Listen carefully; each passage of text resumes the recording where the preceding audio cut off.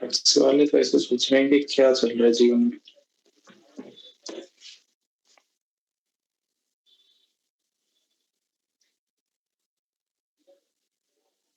एक minute.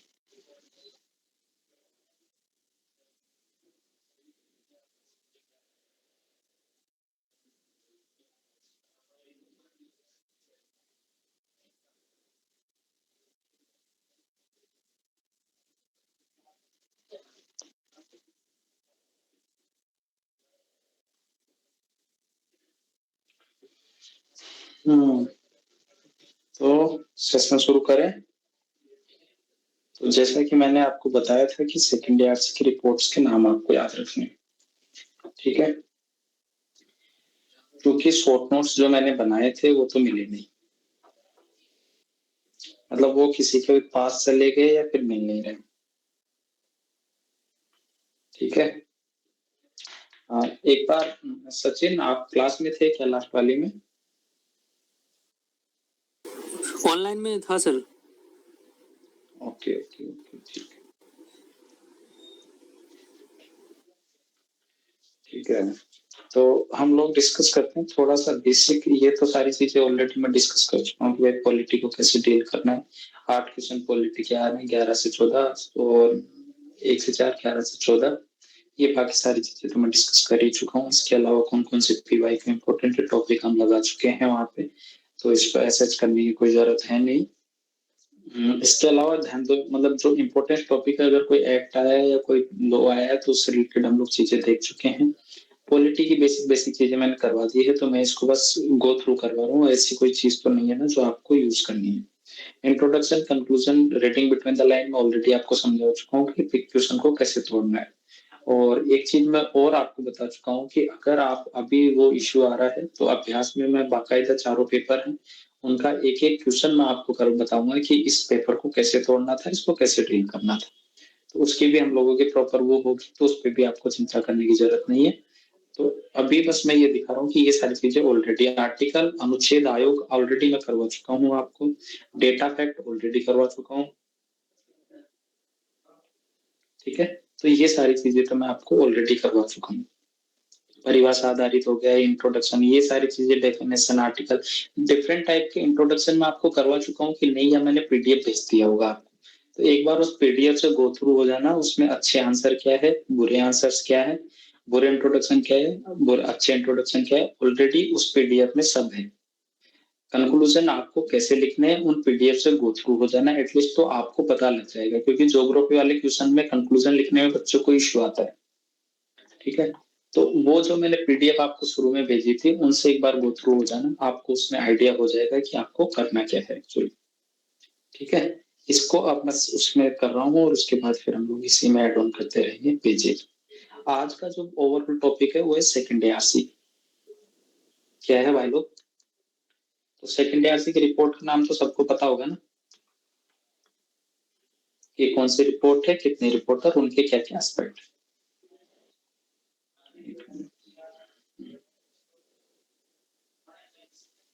Reports के level पर आपको मैक्सिमम चीजें पता होगी कि कौन सी चीजें आपको करनी है, कौन सी नहीं करनी है। मैक्सिमम 12 रिपोर्ट के नाम मैं एक्चुअली लिखवा चुका हूँ, और उसमें थोड़ा थोड़ा आपको आइडिया हो भी गया होगा कि एक्चुअली रिपोर्ट में क्या होगा, है ना? पता है ना ये तो? अब नहीं पता है तो आईआर वाली क्लास और सिक्योरिटी वाली जो क्लास थी, आईआर और गवर्नेंस वाली जो क्लास थी, यूट्यूब पे पड़ी, उसको जाके देख लें। रही बात आईआर वाले क्वेश्चंस की, तो उसका पेस्टल फॉर्मेट में करा चुका हूँ, तो मैं यहाँ पे भी आईआर का आपका टाइम खराब नहीं करूंगा, है ना? अगर किसी को कोई पर्सनल इशू है फिर भी आईआर से रिलेटेड, तो मेरे पास पर्सनल आ जाना, उसको मैं करवा दूंगा। ठीक है, जीएस वाला क्वेश्चन कंपोनेंट ऑलरेडी मैं बता चुका हूँ कि 8 से 10 क्वेश्चन आएंगे। गवर्नेंस के क्वेश्चन वेरी कर रहे हैं, कभी 2 क्वेश्चन आ रहे हैं तो कभी 3 क्वेश्चन आ रहे हैं, कभी 5 आ रहे हैं। इस बार हम मान के चल रहे हैं कि चाहे 3 से 4 क्वेश्चन आएंगे गवर्नेंस के पक्का। एक तो ई गवर्नेंस अच्छा ऑप्शन है, ई गवर्नेंस से बार बार क्वेश्चन आ रहे ही आ रहे हैं। ठीक है, इसके अलावा जो एक सेल्फ हेल्प ग्रुप वाला सेक्शन है वो इम्पोर्टेंट है, दबाव समूह है वो वाला इम्पोर्टेंट है, क्योंकि दबाव समूह हर साल दूसरे साल आ रहे, तो उसके बेसिक पे कुछ एक चीजें इम्पोर्टेंट है, तो वो मैं आपको करवाता जाऊंगा अभी। जो एक तो टॉपिक उसमें कौन सी रिपोर्ट सेकेंड आरसी की काम आ सकती है, वो दोनों मैं करवाता जाऊंगा। अब एक तो ये तरीका है कि मैं सेकेंड आरसी की रिपोर्ट बताऊं कि भाई फिफ्थ रिपोर्ट ये है और ये यहाँ इसको काम में ले लेना। फर्स्ट जो रिपोर्ट है, एक तो ये तरीका है। दूसरा ये है कि सिलेबस के जो टॉपिक है उसके बेस में मैं बता दूं कि आपको यहाँ पे इस चीज को यूज करना है, तो ये ज्यादा अच्छा है या ये ज्यादा अच्छा है, फर्स्ट या सेकंड। अब आप अपने अनुसार मैसेज करके डाल दो कि कौन से तरीके से आपको उसको करना है। जैसे ई गवर्नेंस आरपी है, उसका one of the favourite topic है, तो इस पे गो थ्रू हो जाना। इलेक्शन रिफॉर्म तो ऑलरेडी पिछले साल उन्होंने पूछ ही लिया है। ठीक है। अगला आईसीटी नीतिगत प्रणाली, और ये सारी चीजें दबाव समूह, ये सारे एनजीओ, एनजीओ इंपॉर्टेंट है भाई साहब, इस पे मैं कुछ एक चीजें इनको लेके मैं करवाता रहूंगा। ठीक है। अभी तो अब मैं शुरू करता हूँ। राज्यपाल में ऑलरेडी आपको करवा चुका हूँ। ठीक है। उसके अलावा हाल ही की जो घटना है, ये सारी चीजें बेसिक जो आरपीएस से रिलेटेड 2022 में क्वेश्चन पूछा, 2019 में पूछा, जैसे दबाव समूह हो गया, ई गवर्नेंस हो गया। मैं बोला आपकी ई गवर्नेंस, दबाव समूह, आरपीए तो इस बार इंपॉर्टेंट नहीं है इतना, लेकिन हाल ही में जो गवर्नेंस से रिलेटेड कोई प्रोग्राम स्टार्ट किए गए हैं तो उनको एक बार गो थ्रू हो जाना। बाकी तो सारी चीजें इंपॉर्टेंट है। एक सिविल सेवाओं में लोक सेवाओं की भूमिका ऑलरेडी आपको पता है, स्टील फ्रेम वाला कंसेप्ट हो गया, कुछ एक चीजें, तो वहां पे क्या क्या चीजें यूज करनी है वो मैं स्टार्ट करने जा रहा हूँ। बाकी तो चीजें आपको पता ही है, इसमें नया कुछ है नहीं यार जो बताऊँ अभी टाइम खाने के लिए। ठीक है। एक तो कीवर्ड्स और टेलवर्ड को अच्छे से समझना है यार, क्वेश्चन को डिफरेंट पार्ट्स में तोड़ो। मैक्सिमम बच्चों के साथ इश्यू आ रहा है कि क्वेश्चन के कोर डिमांड को वो नहीं मीट कर पा रहे। तो उस समस्या का समाधान ये है कि आप एटलीस्ट उस समस्या का समाधान करने के लिए क्या करो कि मैक्सिमम जितनी सारी चीजें, जितने सारे पार्ट्स सब पार्ट है, उसको एटलीस्ट डील करो। रिपोर्ट्स ये मैं एक दिन एक क्लास और लूंगा तो इन फ्यूचर जब भी मैं लूंगा अभ्यास के बाद में, उसमें अपडेट वाला मटेरियल थोड़ा कुछ करवा दूंगा। बाकी टॉपर्स की नोट और स्क्रिप्ट तो आपको पता ही है। ठीक है। तो ये सारी चीजें पता है, तो ये मैंने आपके साथ भेज भी दी है, तो इसमें मैं नया कुछ करवाने वाला हूँ नहीं। आप इससे गो थ्रू हो जाना, कुछ एक डायग्राम से वो बताना। अब मैं शुरू कर रहा हूँ सेकेंड आरसी की समरी। ठीक है। पेज ऐड ऑन कर लेता हूँ मैं काफी सारे।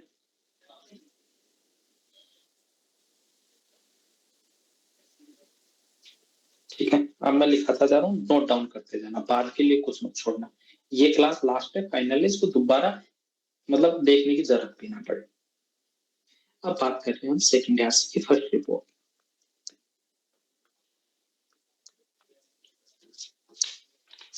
ठीक है। सेकेंड आरसी की फर्स्ट रिपोर्ट का नाम है सूचना का अधिकार। क्या है? सुशासन की मास्टर कुंजी, गुड गवर्नेंस, सुशासन की मास्टर कुंजी, मास्टर की टू गुड गवर्नेंस।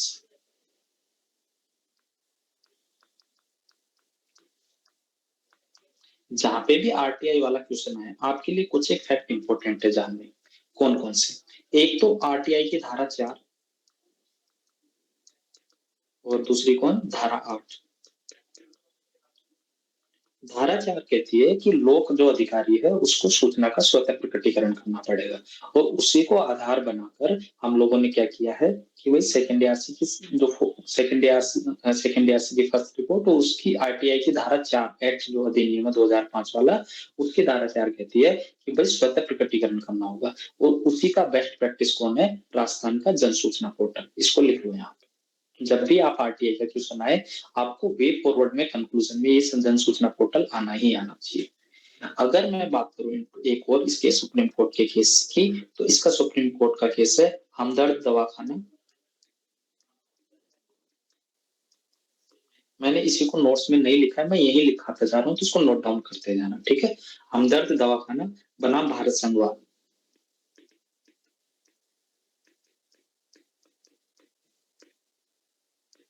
ये कब का है? 1960 का, 1960 का। इसमें पहली बार सुप्रीम कोर्ट बोलता है कि भाई हम लोग क्या करेंगे, जो आरटीआई है ना, जो जानने का अधिकार है, वो आर्टिकल 19(1) का पार्ट है। क्लियर है? कैमरा ऑन कर लो यार सब लोग।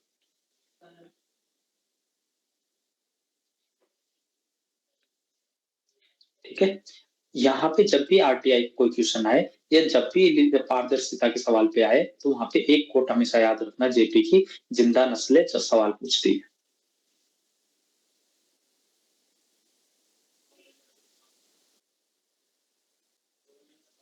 ठीक है। धारा जो 8 है, जो इसकी धारा 8 है, वो कहती है कि कुछ आधारों पर छूट छूट प्रदान करती है पारदर्शिता की आरटीआई अधिकार के तहत। ठीक है, विभिन्न आधार है जिसमें सूचना के प्रकटीकरण पर छूट दी जा सकती है। सब समझ पा रहे हो, लिख पा रहे हो? स्पीड ठीक है? गर्दन तो हिला दो। नहीं लिख पा रहे हो? अच्छा, इंग्लिश में बोलो। ठीक है। जो धारा 4 जो सेकेंड आरसी की सॉरी आरटीआई एक्ट है, उसका जो फोर्थ वो है प्रोविजन, उसमें कहा गया है कि जो सूचना का ना वो आपको स्वतः प्रकटीकरण करना पड़ेगा, कि उसके लिए आपको बातें नहीं किया जाए। ये रूल है कि आप जैसे ही आप अनेबल करो अपना सिस्टम, आपके लिए कंपल्सन है कि आप अपनी जो इंफॉर्मेशन है उसको स्वतः ही मतलब सेल्फ ही मतलब लोगों के सामने रखो। उसको क्या बोलेंगे यार, मेरे को नहीं आ रहा इंग्लिश में। ठीक है, ये एक इश्यू। सुप्रीम कोर्ट का केस है हमदर्द। दवाखाना वो होम्योपैथी जो भी। हाँ, हिंदी में भी यही लिखते हैं यार, इंग्लिश में भी हमदर्द दवाखाना का नाम Bharat union of state of India 1960 का। ठीक है, जिंदा नस्लें सवाल पूछती, इसका तो पता ही है। ठीक है, अब यहाँ पे कुछ एक एक्ट जो अपने को यहाँ पे लिखने हैं आरटीआई की पहली सेकेंड आरसी, जहां पे भी आरटीआई का कोई क्वेश्चन आए, मैं बस ओवरऑल आरटीआई को डील कर रहा हूँ ना। जहां पे भी क्वेश्चन आए, कुछ एक प्रॉब्लम है, जैसे सिविल सेवा आचरण नियमावली, कोड ऑफ कंडक्ट कोड 1964। इसमें ये कहता है कि भाई बिना प्राधिकार के कोई भी सूचना को संप्रेषित नहीं करोगे आप। बिना आपकी अथॉरिटी के आप किसी भी सूचना को उसका ट्रांसफर नहीं करोगे। ठीक है, ये कहाँ पे आएगा? आरटीआई में बाधा। जब भी आप मतलब प्रॉब्लम की बात करोगे, आरटीआई में जब भी प्रॉब्लम की बात की जाएगी, ये चीज काम आएगी। ठीक है, इतना क्लियर। दूसरा क्या है? गोपनीयता का कानून, गोपनीयता सुरक्षा, गोपनीय सुरक्षा कानून 1923। ये क्या है कि भाई ऑफिशियल सीक्रेसी एक्ट 1923 ये कहता है कि राष्ट्रीय सुरक्षा के लिए कोई भी सुरक्षा को गोपनीय बनाया जा सकता है। ठीक है, ये आरटीआई के डायरेक्ट इनवर्सली प्रोपोर्शनल है। समझ में आ गया? अगला क्या है? भारतीय साक्ष्य अधिनियम।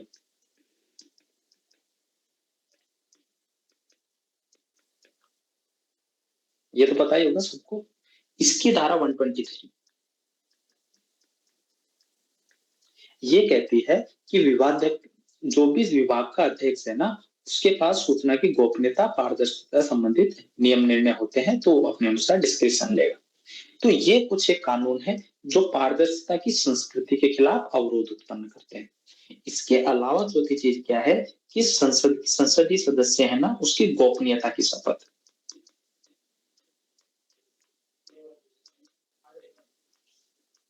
आर्टिकल 164।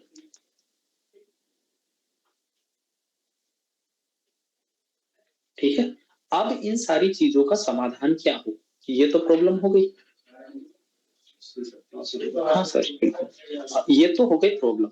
अब बात करनी है हमको सॉल्यूशन की। अगर मैं बात करूं इसके सॉल्यूशन की, तो हम लोगों को क्या करना है?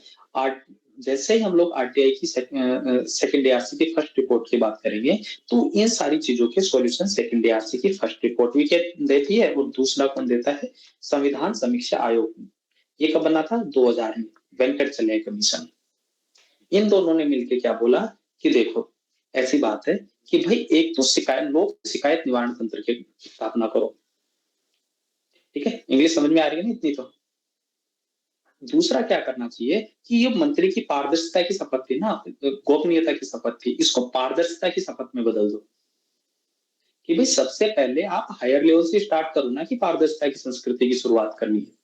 गोपनीयता की संस्कृति, कल्चराइजेशन ऑफ सीक्रेसी की जगह पारदर्शिता की संस्कृति को अपनाना है अपने को, ये कीवर्ड होगा, ये कंक्लूजन का कीवर्ड है। 2 मिनट सर इसी से करवा। अगला सूचना का जो वर्गीकरण है, क्योंकि यहाँ पे जो ये सूचना का वर्गीकरण था धारा 123 के तहत क्या था कि भाई ऑफिशियल को वो था इशू, तो वहां पे हम लोगों को अगर पारदर्शिता लानी है तो वहां पे क्या करेंगे, सूचना की ग्रेडिंग कर दो। अगर नेशनल सिक्योरिटी से ज्यादा इंपॉर्टेंट है तो उसको प्रायोरिटी पे उसको बैन करवाओ, नहीं तो उसको पारदर्शिता के हिसाब से चलने दो। अगला अगला क्या हो सकता है, ये सारी चीजें हो गई। अगला क्या है, अब जहां पे भी एक चीज जो आरटीआई की जो सेकंड फर्स्ट रिपोर्ट है ना, उसका कंक्लूजन क्या है कि भाई आरटीआई ना पेनिसिया नहीं है, रामबाण नहीं है, वो प्रशासन में सुधारने का एकमात्र साधन जरूर है। अर्थात वो दवाई का इलाज है, वो दवाई का समाधान नहीं है बीमारी का। ठीक है, तो ये कंक्लूजन हो जाएगा अगर आपको जिस तरीके से क्वेश्चन पूछा जाए उस तरीके से आपको डील करना है। तो आरटीआई वाला जितने भी फैक्ट थे, जितने भी सेकंड आरसी की फर्स्ट रिपोर्ट की काम की चीजें थी, वो मैंने आपको डील करवा दी। ये आपके वैल्यू एडिशन के रूप में काम आ जाए। ठीक है, पारदर्शिता की संस्कृति, विकेंद्रीकृत शासन, ये बेसिक चीजें हैं जो आपको इसमें ऑलरेडी इंक्लूड करनी ही करनी है। ठीक है, अगला मैं आता हूं ई गवर्नेंस। ये कौन सी रिपोर्ट है?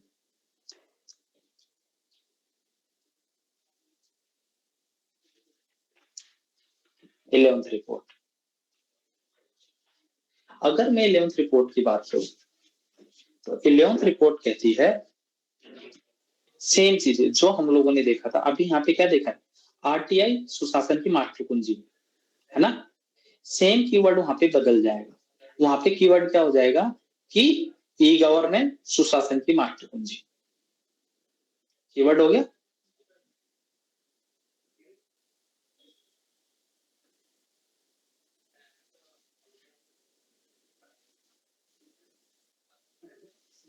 दूसरा, ये सेकेंड आरसी की 11th रिपोर्ट कहती है स्मार्ट गवर्नेंस की। ये तो पता ही होगा ना आपको, स्मार्ट गवर्नेंस जो मोदी जी बोलते रहते हैं। एक्चुअली सेकेंड आरसी की जो 11th रिपोर्ट थी उसने पहली बार इसका कंसेप्ट दिया कि भाई स्मार्ट गवर्नेंस की बात करें। Smart governance simple, moral, accountable, responsive and transparent. ठीक है, किसका रिपोर्ट का नाम करोगे, ई गवर्नेंस क्यों चाहिए हमको, किसके लिए, स्मार्ट गवर्नेंस के लिए। ठीक है, अब इसका ई गवर्नेंस के सेकेंड आरसी की जो वो रिपोर्ट बोलती है कि वो भाई बोलती है कि 4 आधार है। कौन कौन से, एक तो नागरिक है, ठीक है, दूसरा है प्रक्रिया, तीसरा क्या है प्रौद्योगिकी टेक्नोलॉजी, और चौथा क्या है संसाधन।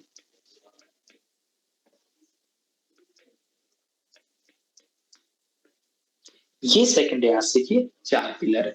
अगर इसको आपको ऐसे नहीं लिखना तो ऐसे समझो, इसका एक डायग्राम बता देता हूँ। बाकी तो मैक्सिमम चीजें ई गवर्नेंस में आपको पता ही, G2G वो सारी चीजें पता है, सेकेंड आरसी में वही सारी चीजें बोली है। इसके अलावा 2 चीजें काम करनी है कि जो यार जो ई गवर्नेंस इसका डीपनिंग भी हो और वाइडनिंग भी हो, एक ये कीवर्ड है।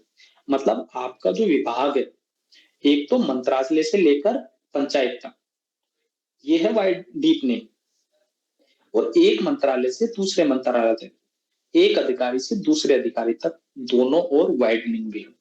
ई गवर्नेंस का डीपनिंग भी हो और वाइडनिंग भी हो। इसके लिए यूएन का 5 स्टेज मॉडल है। ठीक है, यूएन का 5 stage model of e governance, उसके हम 5वें चरण में आ गए हैं। जहां पे भी आपको आर्गुमेंट लिखना हो वहां पे लिखना कि यूएन का 5 stage evolution model of e governance, we are in 5th stage of e governance, कि हम लोग डीपनिंग भी कर गए हैं और वाइडनिंग भी कर गए। उसके एग्जांपल तो आपको प्रिया सॉफ्ट हो गया, वो हो गया क्या नाम है, दीक्षा पोर्टल हो गई, पता है ना आपको ये सारी चीजें। तो ऐसा नहीं है कि मैं कुछ नया बता रहा हूँ। एक एग्जांपल ये लेना कि डिफरेंट ई गवर्नेंस के जो प्रोग्राम है, जैसे एजुकेशन से रिलेटेड, जैसे गवर्नेंस से रिलेटेड, जैसे पॉलिसी इंप्लीमेंटेशन से रिलेटेड, वो अपने अपने बना लेना। सेकेंड आरसी की जो 11th रिपोर्ट है इसमें ऐसा कुछ भी नहीं दिया गया है। ठीक है, दूसरा कुछ एक बेसिक चीजें हैं कि भाई ई गवर्नेंस ना सिटीजन सेंट्रिक हो, ना कि प्रशासन सेंट्रिक, गवर्नेंस सेंट्रिक। ठीक है। दूसरा क्या होना चाहिए कि भाई मार्केट बेस्ड इनोवेशन तो इसमें हमेशा अलाउ किए जाने चाहिए वे फॉरवर्ड में। इसको लिखते जाना, मैं नहीं लिख रहा हूं। अब ये क्या काम करेगा ये तो आपको पता ही है कि भाई क्या काम करेगा, ये तो सारी चीजें पता नहीं है। इसके लिए कुछ एक इन्होंने प्रोजेक्ट का नाम दिया है, वो मैं सेकेंड ईआरसी के प्रोजेक्ट का नाम मैं बता देता हूँ। हालांकि आउटडेटेड चीजें हैं, अगर आप नए प्रोजेक्ट डाल दोगे तो बहुत अच्छा है, क्योंकि जब ये सेकंड ईआरसी बनी थी 2007-8 के आसपास, तो उस टाइम जैसे भूमि राशि प्रोजेक्ट हो गया, केरला का फ्रेंड से अप्रोच हो गया, उस टाइम के लिए काफी मतलब उस टाइम के लिए काफी इनोवेटिव थे। लेकिन आज के पर्सपेक्टिव में मैं बात करूं तो हम लोग सारा संजीवनी वाला, ई संजीवनी वाला प्रोजेक्ट लेंगे ना भाई। मेडिकल हेल्थ का मेडिकल जो स्वास्थ्य कार्ड है वो लेंगे ना एग्जाम्पल। हम नेशनल लेवल पर बेस्ट प्रैक्टिस को अपना चुके हैं, तो नया तो उनको तो पुरानी चीजों को तो अब जैसे सिंगापुर वन था, सिंगापुर वन क्या था कि पूरा वन नेशन वन एक सिस्टम बना दिया, one nation one ration card हमारा बेस्ट प्रैक्टिस है भाई, उससे अच्छा है आज। ई गवर्नेंस का एग्जाम्पल। तो ई गवर्नेंस के नए जो एग्जाम्पल है उनको यूज लेना, अगर आपको लेना है कि केरला की फ्रेंड्स है अप्रोच, राजस्थान का ई मित्र कियोस्क वाला तो है, और अगर मैं बात करूं कुछ एक कर्नाटका का भूमि परियोजना, ये बेसिक ऐसे प्रोजेक्ट थे जिन्होंने ई गवर्नेंस को बेसिक लेवल पर पहुंच को, एक्सेस को काफी बढ़ावा दिया। ठीक है। तो ये सारी चीजें हो गई। इसके अलावा ई गवर्नेंस पर जो एपीजे अब्दुल कलाम जी का एक स्टेटमेंट है, वो कहता है जब भी आप कंक्लूड करो ई गवर्नेंस पे, एपीजे अब्दुल कलाम जी को इसमें कंक्लूजन में रखना। ठीक है। या फिर यूएन का 5 स्टेट मॉडल का 5th जनरेशन वाला डाल देना। ठीक है। एपीजे अब्दुल कलाम जी कहते हैं कि ई गवर्नेंस को ना सिटीजन सेंट्रिक होना चाहिए, नागरिक केंद्रित होना चाहिए। और नागरिक केंद्रित सेवाएं किसका पहला काम है? सरकार का पहला काम है।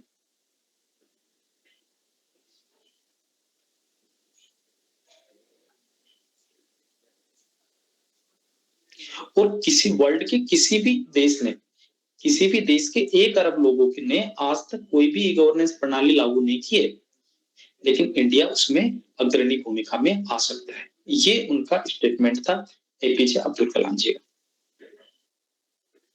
ठीक है। तो ई गवर्नेंस से रिलेटेड जो भी आपको अच्छी लाइन लिखी वो एपीजे अब्दुल कलाम जी के नाम से लिख सकते हो, क्योंकि उन्होंने इंडिया बियॉन्ड 2020 में काफी बात कही है ई गवर्नेंस की। ठीक है। अब ई गवर्नेंस के लिए कुछ एक वे फॉरवर्ड क्या थे? क्या था? एक तो डीपनिंग और एक वाइडनिंग। अरे यार एपीजे अब्दुल कलाम जी का जो भी आपके मन में आए ना वो लिखा जाना। ठीक है। वही एपीजे अब्दुल कलाम जी का कोट था। बस कोशिश करना है कि जो वर्ड्स है ना थोड़े प्रोमिनेंट लेना, कि भाई नागरिक केंद्रित शासन जन आधारित केंद्र की अवधारणा का आधार है। ऐसे भी लिख सकते हो, ये भी अपने आप में एक स्टेटमेंट बोलना ही होगा कहीं ना कहीं यार। सिटीजन सेंट्रिक अप्रोच का बेस है क्या ई गवर्नेंस? कुछ भी लिखोगे मतलब चल जाएगा, ऐसा नहीं है कि उसको वो लाइन मिलाएगा कि कहीं बोला था कि नहीं बोला था। सेकंड ईयर की फर्स्ट रिपोर्ट में लिखा हुआ काफी बड़ा भाषण है, मैं उसको पूरे को समरी थोड़ी करवाऊंगा। बस उनका कोटेशन है सेकंड ईयर की इस रिपोर्ट में, 11th रिपोर्ट में। अगला, हाँ, बाकी तो सारी चीजें पता ही है, एक डायग्राम है वो करवाना है कि नहीं करवाना है, बाकी तो सारी चीजें मैं खत्म कर रहा हूँ सेकंड ईयर की इस रिपोर्ट को, क्योंकि मेरे पास जो समरी थी वो थोड़ी खो गई है, तो इस वजह से मेरे को पूरा लिखाना पड़ रहा है आप लोगों को, नहीं तो मैं दे देता, बस एक डायग्राम बना लीजिए। ये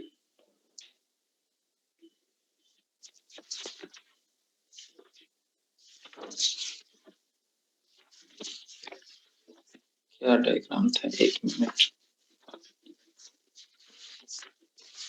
हाँ, कुछ एक बेस्ट प्रैक्टिस जैसे फेसलेस असेसमेंट टैक्स सिस्टम का अभी जो आया है। ठीक है। ये क्या है? बेस्ट प्रैक्टिस है। विवाद से विश्वास तक, Jan Dhan Aadhaar mobile DBT, RTI,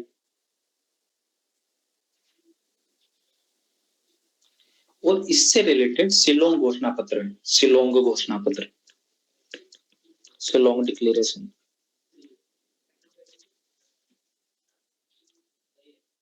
ठीक है। उसमें इन्होंने बोला कि ई गवर्नेंस का हर बार वो होता है सम्मेलन होता है ई गवर्नेंस के लिए, और शिलोंग घोषणा पत्र में केंद्र सरकार बोलती है कि क्लाउड कंप्यूटिंग, एआई मेगाज हो गया, इनको बढ़ावा देंगे, सेंट्रल स्टेट रिलेशन के लिए डिजिटल डिवाइड उसको कम करेंगे, डिजिटल डीपनिंग को बढ़ाएंगे, डिजिटल वाइडनिंग को बढ़ाएंगे। ये तो बेसिक चीजें हैं, तो वो तो आप कर ही दो, ठीक है। एक जो एग्जाम्पल था वो मैं आपको डायग्राम था, 3 लेवल पर चीजें हो सकती है ई गवर्नेंस, ठीक है। एक तो है कनेक्ट, दूसरा क्या है क्लाइंट, और तीसरा क्या है कंप्यूटर। ई गवर्नेंस के 3 ही तो आधार ही है कि भाई कंप्यूटर हो मतलब डिजिटल इंफ्रास्ट्रक्चर हो, ठीक है। कनेक्ट हो मतलब citizen, government citizen, business to business, सबका कनेक्शन हो। और तीसरा क्या है क्लाइंट के साथ, क्लाइंट मतलब डिजिटल डिवाइड ना हो, डिजिटल लिटरेसी। तो ये बेसिक इसका डायग्राम था जहां पे भी गवर्नेंस का आप इसको बना सकते हैं, ठीक है। अब ई गवर्नेंस की परिभाषा पता है ना, ये लिखा हूं, हिंदी वाले लिख लो, एक स्टैंडर्ड परिभाषा। शासन की प्रक्रिया में आईसीटी, सूचना दूरसंचार तकनीक का उपयोग कर शासन तंत्र में बदलाव, ताकि सुशासन और स्मार्ट शासन के लक्ष्य की प्राप्ति की जा सके।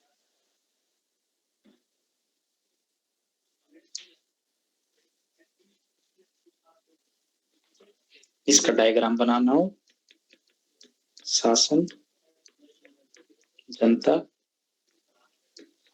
ई गवर्नेंस, ये ब्रिज की तरह काम करेगा। मैंने एक दूसरा डायग्राम बनाया, वो मैं नहीं दे रहा उसको, क्योंकि वो थोड़ा सा कॉम्प्लेक्स है, उसको मैं नहीं दे रहा हूँ, ठीक है। इसके कंक्लूजन में एक दे सकते हो, IT plus IT equal to IT, information technology, India talent, India tomorrow, XYZ should B.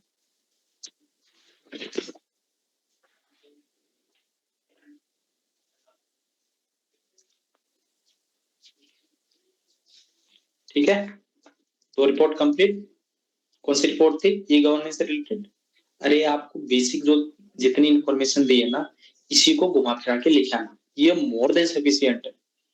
Second ARC की 11th रिपोर्ट के नाम से जो भी लिखा हुआ है ना, वो भी सही है, मिनिमम इतना कर लेना, मैं तो वैसे ही ज्यादा करवा रहा हूँ, ठीक है। अगली रिपोर्ट एक मिनट में हटाता जा रहा, जो करवाता जा रहा हूँ। अगली हम रिपोर्ट करते हैं 10th रिपोर्ट, कौन सी है, कार्मिक प्रशासन का पुनर्गठन। ये तो इंपॉर्टेंट है भाई साहब।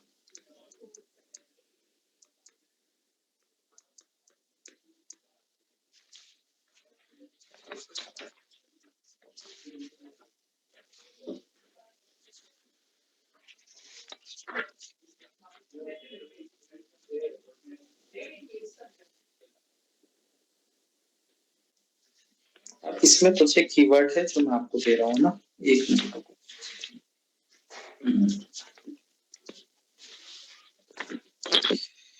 10th रिपोर्ट में, ठीक है। एक तो चीज कि भाई पहले कौन सा था मॉडल, वेबेरियन मॉडल, वेबेरियन नौकरशाही थी, स्ट्रक्चर पहले से फिक्स था और उनका बिहेवियर फिक्स था। लेकिन अब ट्रिपल ई पे इकोनॉमी काम कर रही है, ट्रिपल ई आज की नई आवश्यकता है। क्या क्या, इकोनॉमी भी हो, एफिशिएंसी भी हो और इफेक्टिव भी हो।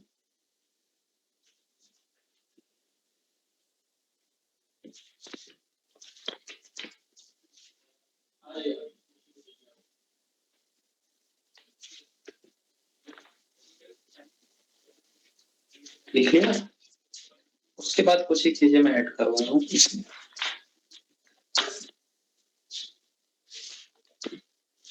एक मिनट, लेटरल एंट्री तो नहीं,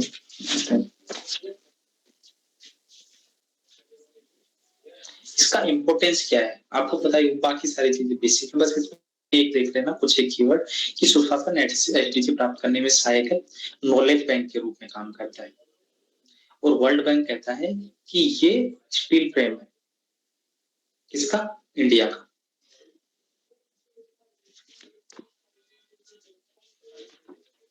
अब मैं ये नहीं बता रहा कि अब ये ना लेटरल एंट्री का समर्थन करता है यहाँ पे सेकंड एआरसी, ठीक है। अब कुछ सेकंड एआरसी की समरी कर रहा हूँ, है ना, क्या क्या सुधार की आवश्यकता बताता है।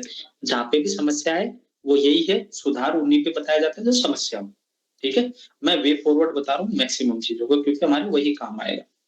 अगर पहला मैं बात करता हूँ मूल्य के स्तर पर, जो वैल्यूज के लेवल पर जो हमें चेंज करने पड़ेंगे, क्योंकि हम कल्याणकारी राज्य के साथ मार्केट बेस्ड इकोनॉमी भी है, तो हम लोगों को दोनों में संतुलन साधना है। हमको इंटीग्रिटी भी चाहिए और हमको क्या चाहिए? कंपैशन भी चाहिए। इसके लिए इन्होंने बोला कि 360 फीडबैक सिस्टम बनाओ भाई साहब,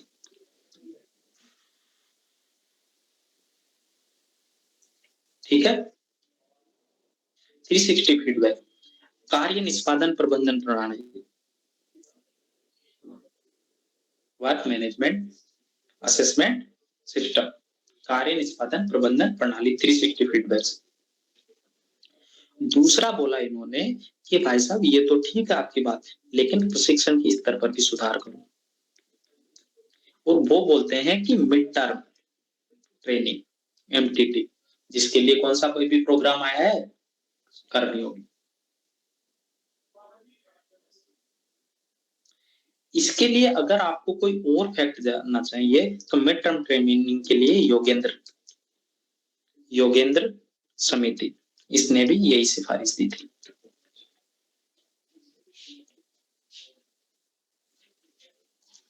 दूसरा इन्होंने बोला कि कार्य निष्पादन प्रोत्साहन स्कीम लाई जाए, कि आपने काम कितना बेहतर किया है उसके हिसाब से आपको प्रोत्साहन दिया जाए।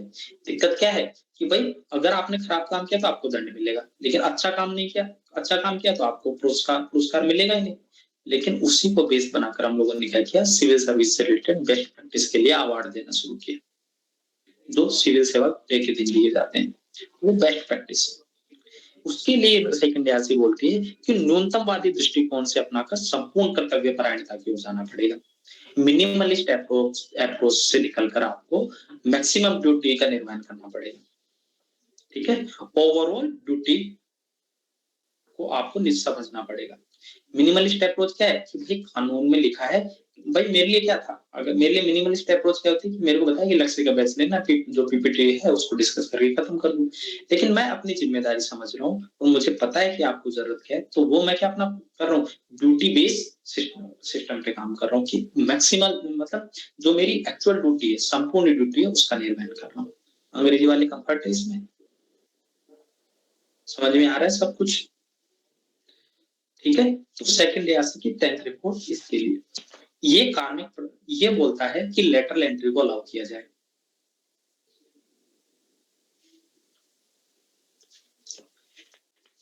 ठीक है। और लेटरल एंट्री के पक्ष में देता है कि भाई अब क्या है, जो आधुनिक डोमेन में क्या है, कॉम्प्लेक्सिटीज बढ़ गई है, बायोटेक्नोलॉजी जैसे नए नए आयाम जुड़ गए, ठीक है। और ड्राईलैंड फार्मिंग, आईटी जैसे चीजें बढ़ गई है, वर्क कल्चर में चेंज आ जाएगा, यथास्थितिवाद से समाधान मिलेगा, साथ ही साथ नई ऊर्जा नवाचार जैसी चीजें हमारे शामिल होगी, ठीक है। इसके अलावा और अगर मैं सुधारों की बात करूं तो मिड टर्म ट्रेनिंग 360 फीडबैक, इसके अलावा क्या होगा, गोपनीयता रिपोर्ट होती है, वार्षिक गोपनीयता रिपोर्ट होती है सिविल सेवकों की, उसकी जगह इन्होंने बोला कि अब कार्य निष्पादन रिपोर्ट हो आपकी,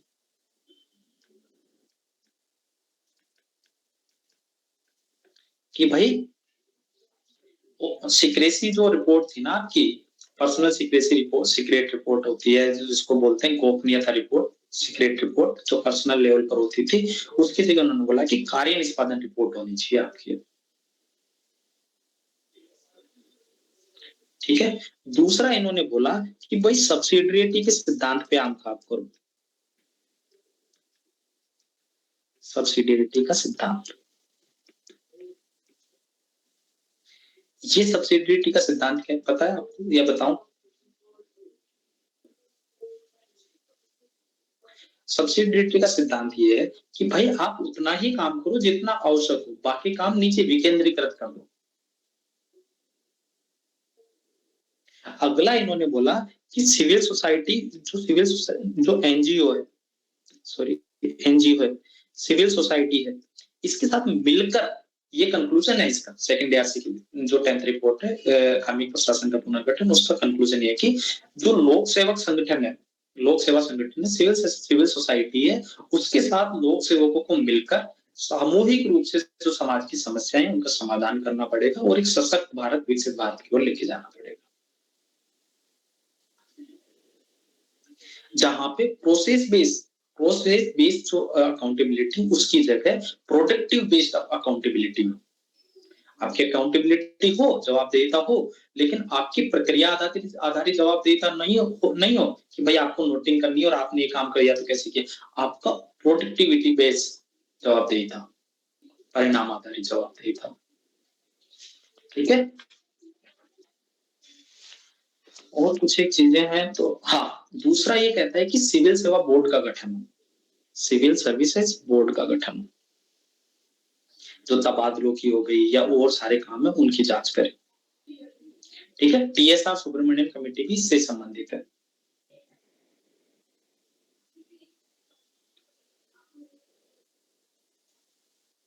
इसकी सेकंड आरसी की 10th रिपोर्ट की एक मतलब मस्त कोट है कि जब तक आप नष्ट नहीं करोगे ना, तब तक नए का निर्माण नहीं करोगे। तो ये परंपरागतवादी जो दृष्टिकोण है, इससे आगे जाके हमको मैक्सिमलिस्ट अप्रोच की ओर जाना पड़ेगा।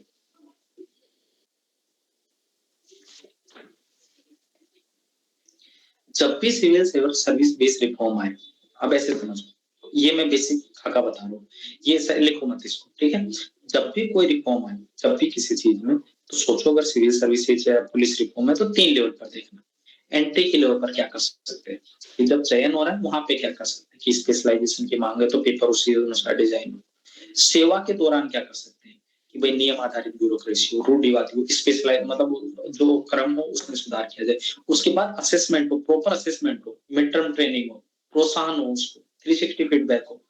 और क्या हो सकते हैं, व्यापक स्ट्रक्चरल रिफॉर्म, क्या हो, लेटरल एंट्री हो, ट्रेनिंग हो, ये सारी चीजें उसमें शामिल करने की बात कही। इसके अलावा जो एक चीज और थी कि नीति आयोग ने भी ये चीज बोली है कि मिड टर्म ट्रेनिंग की बात नीति आयोग ने भी बोली है। मूल्यांकन के लिए 360 वो तो मैंने बता ही दिया आपको। इसके अलावा कोड ऑफ इथिक्स और कोड ऑफ कंडक्ट, जो कोड ऑफ कंडक्ट 1964 वाला, इसको ये न्यूनतमवादी दृष्टिकोण में बनाया गया है, इसमें सुधार करने की जरूरत है।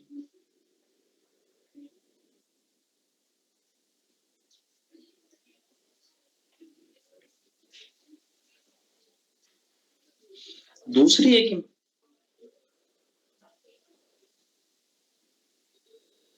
एनुअल कॉन्फिडेंशियल रिपोर्ट की बजाय कार्य निष्पादन रिपोर्ट, वर्क असेसमेंट रिपोर्ट, उसकी ओर जाना है। भाई कॉन्फिडेंशियल रिपोर्ट क्या हो, उसके काम के साथ 360 फीडबैक हो उसका, तभी तो एक बेहतर प्रशासक हो सकता है। मैं ना यहाँ पे इतना समझा नहीं रहा हूँ क्योंकि मैं अपनी समय की सीमाओं को साथ लेके चल रहा हूँ, ठीक है। तो मैं ये मान के चल रहा हूँ कि आप इतनी समझ बना के बैठे हो और आप इनको यूज ले लो, ठीक है। अगर मैं समझाऊंगा तो एक रिपोर्ट एक दिन में करवा पाऊंगा, काम की चीजें मैं डिस्कस करते रहा हूँ, ठीक है। एक पीरियोडिक अप्रेजल हो, ताकि अनिवार्य सेवा मुक्ति का प्रावधान हो। क्यों?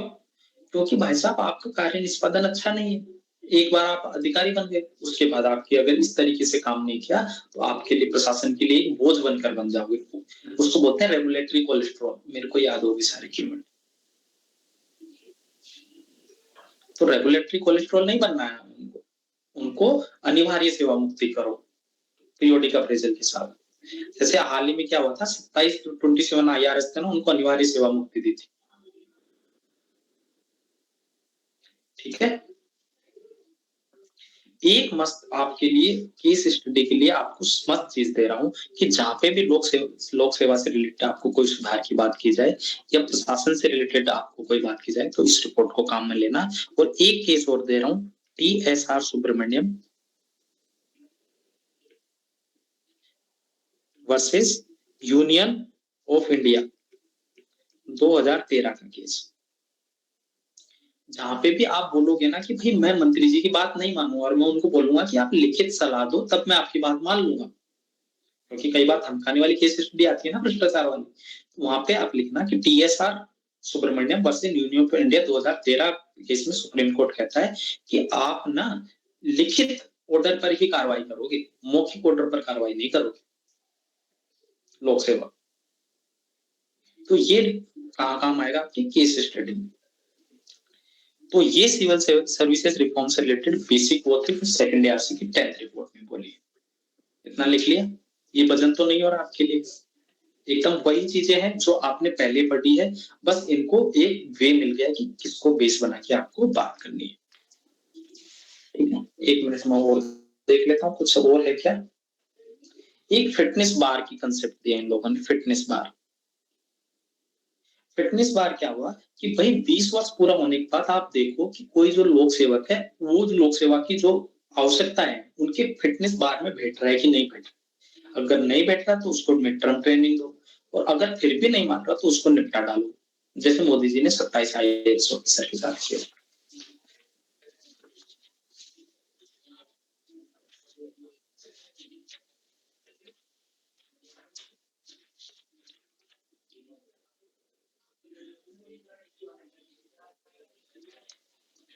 और सेकंड ARC की जो 10th रिपोर्ट है उसकी समरी एक कंक्लूजन ये कहता है कि भाई साहब जो गुड गवर्नेंस है ना वो गरीबी दूर करने और विकास को प्रोत्साहित करने का सबसे बेटर माध्यम है। रिड्यूसिंग द पॉवर्टी और डेवलपमेंट को प्रोत्साहन, इंसेंटिव टू डेवलपमेंट। अगर कोई बेस्ट वे है तो वो है क्या, गुड गवर्नेंस। आई होप कि सेकंड ARC की 10th रिपोर्ट भी गई। तो 3 रिपोर्ट हो गई, 10th रिपोर्ट हो गई, 11th रिपोर्ट हो गई और फर्स्ट रिपोर्ट हो गई। अब मैं बात कर रहा हूँ 12th रिपोर्ट की। देख लो कुछ पता तो नहीं होगा, वैसे मैक्सिमम मैंने करवा दी, इसको नहीं देख रहे। ठीक है, बुरा तो नहीं मान रहे ना कि सर इतना करवाओगे दिमाग खराब हो रहा है। वैसे मैं ऑलरेडी ना ये जब सेकंड ARC की मार्केट में जाओगे ना तो उसकी इतनी बड़ी किताब निकलेगी ना आपका मतलब ऐसे चक्कर खा के गिर जाओगे। ठीक है, तो उसको एटलीस्ट मैं टाइम पे करवा तो रहा हूँ। ठीक है, 12th रिपोर्ट क्या है, नागरिक केंद्रित प्रशासन।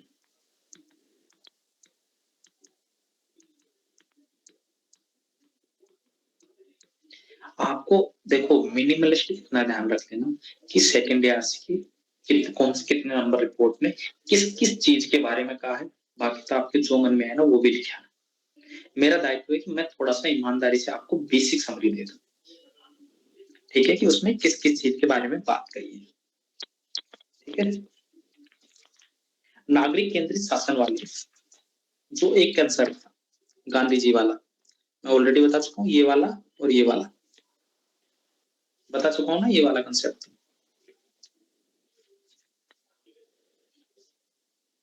दूसरा था Krebs tree.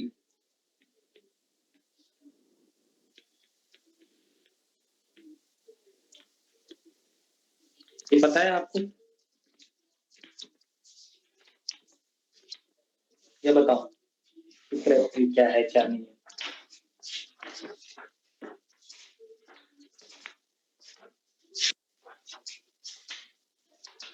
C4 consensus based, consensus oriented, सहमति आधारित।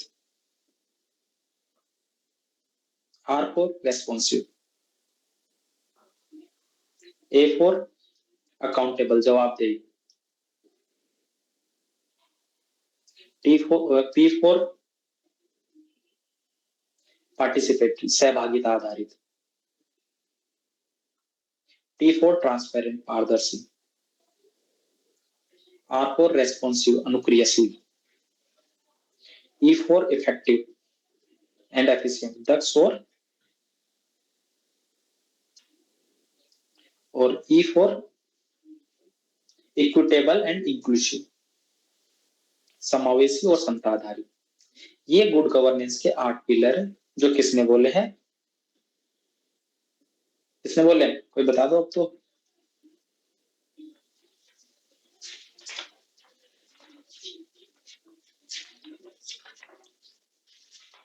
United nation, UNDP. ठीक है, आप कुछ एक चीजें कल्याणकारी और सक्षमकारी चीजें तो मैं ऑलरेडी बता चुका हूँ, तो वो मैं नहीं बता रहा हूँ। बस कुछ एक चीजें और मैं बता देता हूँ कि इसमें क्या है। एक डायग्राम मुझे करवाना था भ्रष्टाचार का, वो कर लो आप यहाँ पे बस।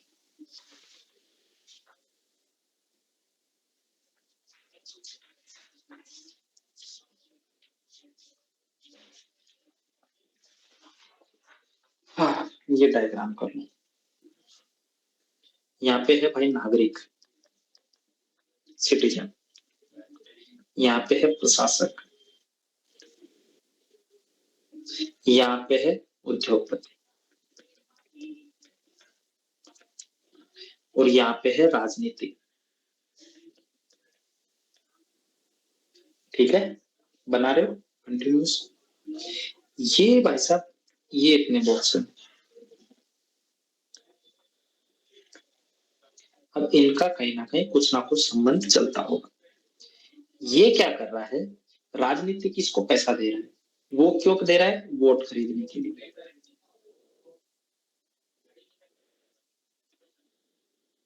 ठीक, नागरिक प्रशासक को पैसा दे रहा है क्यों? तीव्र सेवा प्रदाता के लिए।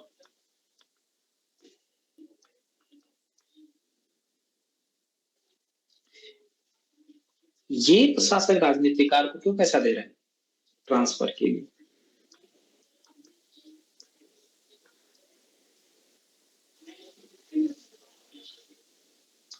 ठीक है, ट्रांसफर पोस्टिंग से रिलेटेड। ये भाई साहब इसको पैसा दे रहा है राजनीतिकारों को, क्यों? कैंपेन की फाइनेंसिंग। और ये क्यों दे रहे हैं कि लाइसेंस कॉन्ट्रैक्ट दे दो।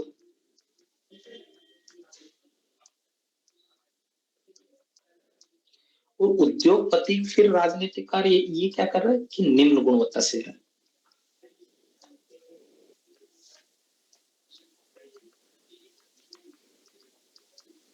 तो ये पूरा का पूरा भ्रष्टाचार का चक्कर है। अगर पूरा भ्रष्टाचार पे क्वेश्चन आ जाए तो यहाँ पे डायग्राम समझ में आ गया? ये किसको पैसा कौन दे रहा है? ठीक है, अब मैं ये नहीं बता रहा कि भ्रष्टाचार कौन। विवेक, एक डायग्राम बता चुका ना मैं। विवेकाधिकार, एक अधिकार मायने जवाबदेही इक्वल टू भ्रष्टाचार, करवा चुका ना सबको। ठीक है, तो वो मैं नहीं करवा रहा हूँ। ठीक है, अगला अगला मैं कौन सी रिपोर्ट बात कर रहा था? ट्वेल्थ रिपोर्ट, नागरिक केंद्रित शासन की। ठीक है, अब लोक सेवकों की जो समस्या है उसको तो आप देख लेना जो भी हो। इसमें एक बात कही गई है नागरिक चार्टर की।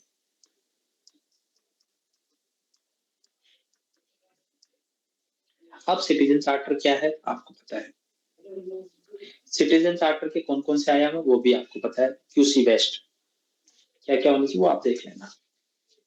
ठीक है, दूसरे कुछ एक रिफॉर्म्स जो ये कहता है कि सिंगल विंडो सिस्टम बनना चाहिए, सर्विस डिलीवरी को बेटर किया जाए। अब चार्टर से रिलेटेड आपको एक वो पता होगा कि कैडबरी कमेटी वाला कंसेप्ट पता है ना? कैडबरी कमेटी यूके की सबसे पहले आया था। लिख लो आप जिसको नहीं लिखा है, मैं वैसे ही बोलता जा रहा हूँ। दिक्कत क्या क्या है? घटिया डिजाइन है, one size fit for all है, अपर्याप्त आधार है, उसको टाइम के अनुसार वो नहीं किया जाता। बेसिक चीजें जो आपको पता है, उसमें इसमें भी वही लिखा है, उसमें भी वही लिखा है, कुछ भी नया इसमें नहीं है। लेकिन व्यापक समाधान क्या हो? इसमें शिकायत निवारण तंत्र को जोड़ा जाए। वो समाधान क्या हो? इसमें चूक के मामले में शिकायत निवारण तंत्र तो हो ही गया, उसके साथ जिसकी जो आवश्यकता है उसके अनुसार वन साइज फिट फॉर की ऑल की क्या हो जाए, हर एक का अपना अपना प्रावधान। ठीक है, अगर आपको जो सर्विसेज है उसको आपने उल्लेख कर दिया तो उस पे आपकी प्रमाणिकता होनी चाहिए और उसमें परामर्श समय समय पर दिया जाना चाहिए। एक सिस्टम मैंने बताया कि सिविल सोसाइटी को गवर्नमेंट के साथ मिलकर काम करना है, तो सिटीजन चार्टर निर्माण में भी सिविल सोसाइटी के साथ मिलकर इसमें काम किए जाने की आवश्यकता है। चीजें क्लियर? एक सेवोत्तम मॉडल, आपको पता होगा सेवोत्तम मॉडल क्या है, उसका मैं डायग्राम ग्रुप में शेयर कर दूंगा, उसको मैं यहाँ नहीं लिख रहा हूँ, ठीक है। उसमें क्या था, एक तो सिटीजन चार्टर था, दूसरा क्या था, शिकायत निवारण तंत्र था, और तीसरा क्या था, कैपेसिटी बिल्डिंग थी, जो सेवा प्रदान कर रहे हैं। इस डायग्राम को ऐसे बना लो जल्दी से। ये है सिटीजन चार्टर, ये है शिकायत निवारण तंत्र,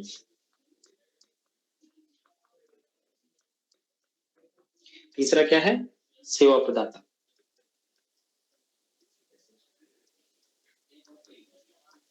capacity building of service provider. अगर हमने तीनों चीजें कर दी, भाई जो सर्विस प्रोवाइडर उसकी कैपेसिटी बिल्डिंग कर दो, 3 लेवल पर, जो सर्विस प्रोवाइडर कर रहा है उनकी भी, और जो सर्विस प्रोवाइड कर रहा है उसकी भी, सर्विस की और सर्विस प्रोवाइड करने वाले दोनों की। पहला काम कर दिया। उसके बाद हमने चार्टर बना दिया कि भाई ये सेवाएं हैं, ये सेवाएं हम देने वाले हैं, इसके मानक ये हैं और ये चीजें हैं। उसके बाद उस पर एक शिकायत निवारण तंत्र बना दो कि अगर ये सेवा नहीं मिलती तो आप ये शिकायत निवारण पे कॉल कर सकते हो और आपकी शिकायत का निवारण इतने टाइम पे हो जाएगा। 3 पार्ट हो गए। अगर हमने किसी भी विभाग में ये कर दे तो कितना अच्छा हो जाए, हो सकता है ना बेटर। तो ये हमको इसमें इंक्लूड करना है कि सेवोत्तम मॉडल बेस्ट होगा। अगर उसको एक क्या है, IAS international standard 15,700 2005, Kejriwal ji ने खूब गाया था जब स्वच्छता पे उनको ये मानक मिल गया था। देखो मैं किसी भी राजनीतिकार का नाम ले रहा हूँ, उसका मतलब ये नहीं है कि मेरा उनके साथ लगाव है या उनके साथ तनाव है, वो बस मैं आपको यहाँ पे रेफरेंस के लिए दे देता हूँ। और केजरीवाल जी ने अगर गाया था मतलब उन्होंने काफी प्रचार किया था इस चीज का, ठीक है। ये क्या था कि अगर आप सेवा जो भी सर्विस प्रोवाइडर है अगर उत्कृष्टता के मानकों को अपना रहा है तो उसको ये जो इंटरनेशनल स्टैंडर्ड मानक है वो मिलता है 15,700 2005। तो ये मानक प्राप्त करने के लिए अन्य सभी विभागों को भी कार्य करने की जरूरत है, ठीक है। और इसमें क्या है,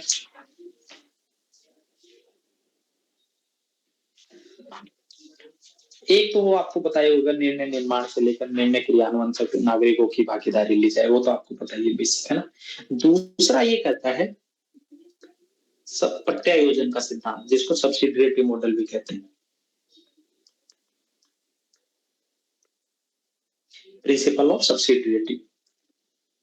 सब्सिडियरिटी का सिद्धांत क्या है, इसको अपने को यूज करना है जहां पे भी आप वे फॉरवर्ड की बात करो ना, सिटीजन सेंटर। देखो कुछ एक ना, अभी मैं कंक्लूड करूंगा पूरी गवर्नेंस को क्या करना है आपको कंक्लूजन में। जहां पे भी आपको कंक्लूजन करना हो वहां पे कोशिश करो कि भाई सब्सिडियरिटी का सिद्धांत अपनाने की जरूरत है। और ये क्या है कि भाई अगर पंचायती राज को इतने अधिकार दे दो कि मैक्सिमम काम जो आदमी की आवश्यकता है वो पंचायती राज पे हो जाए। अगर कुछ ऐसे काम है जो पंचायती राज नहीं कर सके उनको फिर जिला स्तर पर भेजो या ब्लॉक स्तर पर भेजो, और वो जो दोनों स्तर पर ना हो उसको सेंट्रल स्तर या राज्य स्तर पर भेजो। लेकिन मैक्सिमम अधिकारिता नागरिकों के आसपास वाले लोगों को दो ताकि स्थानीय स्तर पर समस्या का समाधान हो सके। आई होप कि अब आपको इतना डिटेल से नहीं लिख के आना है, अब इस चीज को बस इतना लिखना है जहां पे भी डिसेंट्रलाइजेशन की बात करो आप प्रत्यायोजन या सब्सिडियरिटी के सिद्धांत की बात करो, ठीक है। अब लेकिन इसमें दिक्कत क्या है, दूसरा एक तो हो गया प्रत्यायोजन, इसको बोलते हैं सॉरी प्रत्यायोजन सब्सिडियरिटी। सब्सिडियरिटी मतलब सब्सिडियरी को, ये है सब्सिडियरिटी कि भाई इसके पास अधिकतम अधिकार था, इसके पास कम और इसके पास न्यूनतम अधिकार था, लेकिन जब आवश्यकता पड़े तभी ये निर्णय ले। ये तो सब्सिडियरिटी का डायग्राम है, इसको अपने अनुसार सब बना लेना। लेकिन दूसरा क्या है,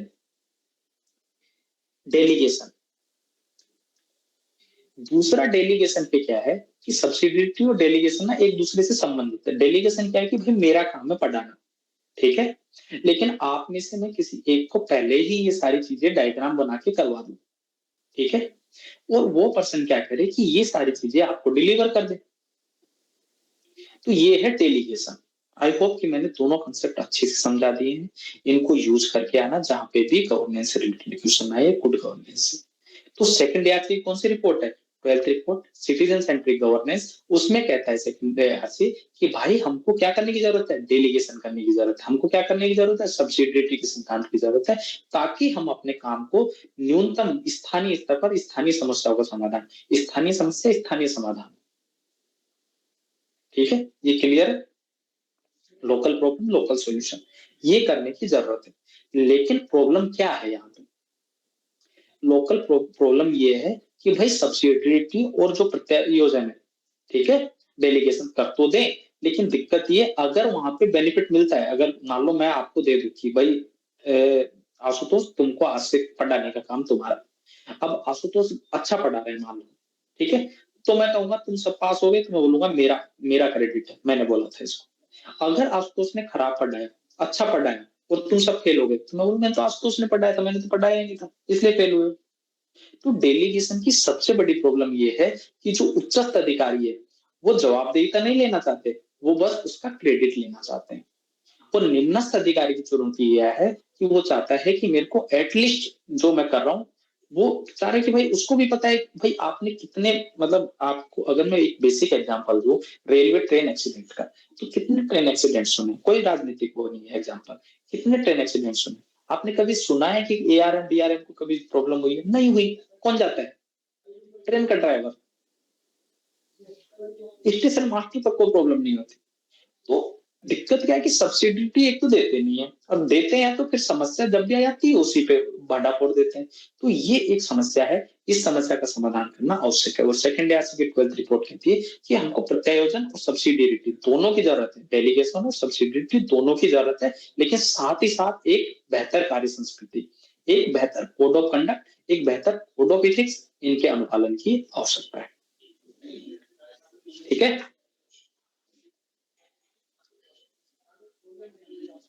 एक जो प्रॉब्लम करते हैं, देखो मैं यहाँ पे सिटीजन चार्टर की बात की, मैंने सिटीजन चार्टर को मैंने समझा भी दिया, आप यूज भी कर लोगे, ठीक है। सिटीजन चार्टर का डायग्राम में मतलब डाल दूंगा, उसको डिस्कस नहीं कर रहा हूँ, आप अपने उसको चेक लेना।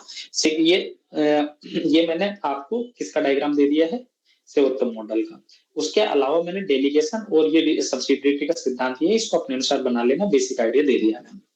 अगला जो काम करता है वो है शिकायत निवारण तंत्र।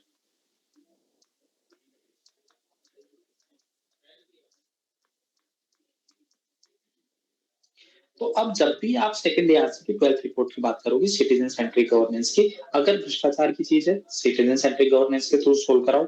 सिटीजन चार्टर की बात आ रही है तो 12th रिपोर्ट का काम लेना है। शिकायत निवारण तंत्र की अगर बात की जा रही है तो वहां पे भी हम लोग 12th रिपोर्ट का ही काम लेंगे। और इसके लिए कौन कौन से मॉडल है? सीपी ग्राम हो गया, सीवीसी हो गया, मानवाधिकार आयोग हो गया, एसटीएससी कमीशन हो गया। ये क्या है? एक तरीके से शिकायत निवारण तंत्र ही तो है। तो ये सारी चीजें हमारे लिए सॉल्यूशन का काम करेगी। ठीक है, ये तो बारे में आपको पता होगा तो मैं ज्यादा नहीं देख पाऊंगा। जैसे यूपी का लोकवाणी है, ठीक है। और एक वो अभी प्रधानमंत्री जी ने, हमारे माननीय प्रधानमंत्री जी ने अभी कुछ एक चीजें शुरू की है, जैसे कि यार आप लोग हंसते हो यार, मतलब ऐसे, मतलब मैं सीरियस बोल रहा हूँ कि उन्होंने शुरू की है एक तो दीक्षा, दीक्षा है शायद, कि भाई जो ऊपर से नीचे तक वो जो प्रगति पोर्टल,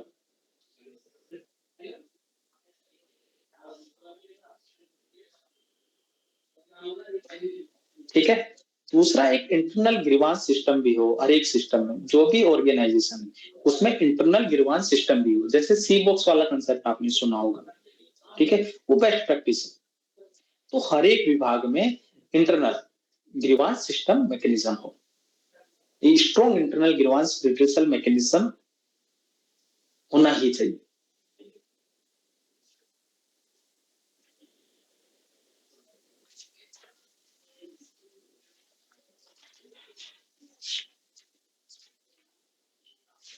ठीक है, 12th रिपोर्ट समझ में आई? उसके अलावा कुछ ही चीजें, ठीक है, कि भाई डिसेंट्रलाइजेशन, डेलीगेशन, प्रक्रियाओं का simplification, simplification of rules and regulation, शिकायत निवारण तंत्र, सिटीजन चार्टर, ये सारी चीजें क्या है सिटीजन सेंट्रिक गवर्नेंस बनाने के आधार है। कौन कहता है? सेकेंड ईआरसी की 12th रिपोर्ट। तो 4-5 चीजें, शिकायत निवारण तंत्र आता है, सिटीजन चार्टर आता है, और ये सारी चीजें आती है। तो किसका बेसिक यूज करोगे? कौन सी रिपोर्ट? 12th report. इतना क्लियर? बाकी की रिपोर्ट भी आज ही करा दूं या 2 घंटे का गैप लेके करवाऊं? अभी करवा दे? हैंड रेज करो जो चाहते हैं कि अभी करवा दे। अरे सॉरी सॉरी, जानते हो क्या? मेरे लिए डायलॉग होना चाहिए, जीने नहीं दूंगा।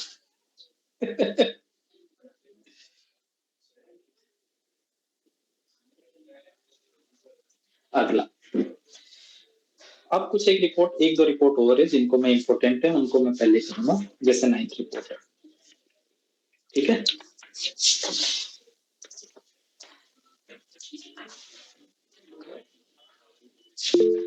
एक मिनट में चीजें देख लो। हाँ हाँ मैं समझ गया, मैं करा रहा हूँ, मत करो हैंड रेज।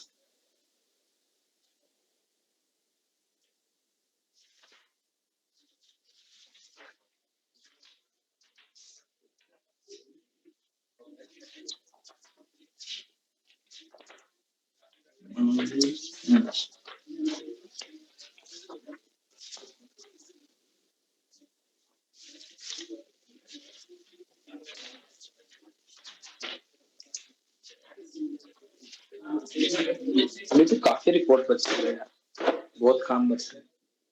ठीक है, अगले हम बात कर रहे हैं किसकी? 9th रिपोर्ट की।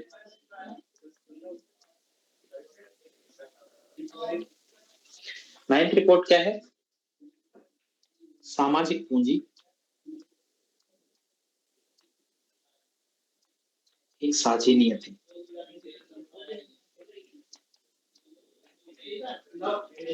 आज तो मैंने एक से भी रिपोर्ट का नाम नहीं पूछा है भाई। अगली बार अगर रास्ते में भी कोई मिल गया ना, मैं जा रहा हूँ मान लो ऑफिस से और घर, पकड़ के पूछूंगा रास्ते में। ठीक है, तो याद कर लेना।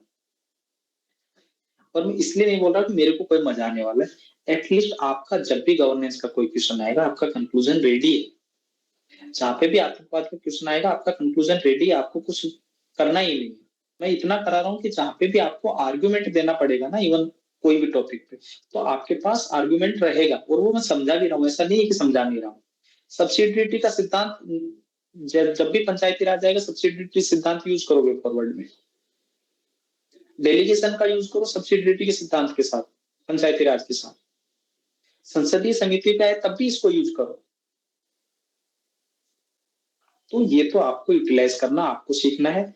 अगर नहीं हो रहे तो फिर मेरे को, अभी तो मेरे को खुद कोई समरी जो मैं बता रहा हूँ वो भेज देना ग्रुप पे, जिसकी राइटिंग अच्छी हो, दोनों हिंदी इंग्लिश वाले ग्रुप पे भेज देना।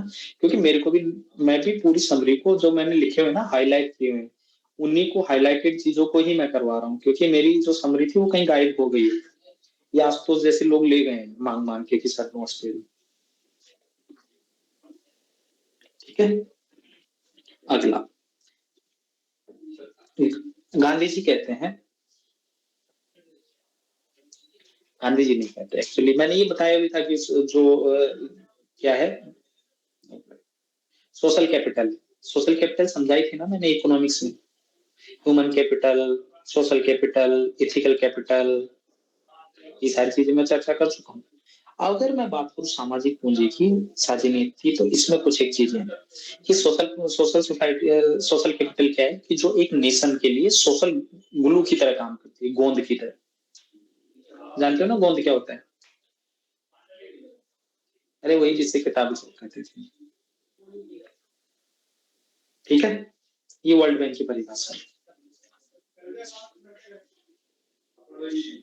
ये क्या करती है कि लोगों में आपसी सहयोग की आकांक्षा को बढ़ावा देती है, साथ ही साथ साझा मूल्य, जो कॉमन वैल्यूज है, उनमें समाज की जो, देखो एक कल्चरल डाइवर्सिटी इंडिया में, ठीक है, अगर सोशल कैपिटल होगा तो जो कल्चरल डाइवर्सिटी उसका हम लोग सम्मान करेंगे, तो कल्चरल डेमोक्रेसी एक तरीके से स्थापित कर पाएंगे। और जैसे ही कल्चरल डेमोक्रेसी स्थापित कर पाए हम लोग, लोगों में विश्वास और विकास दोनों एक साथ बढ़ सकेगा। क्या मस्त मस्त कीवर्ड मैं यूज करता हूँ कभी कभी, मेरे को लगता है।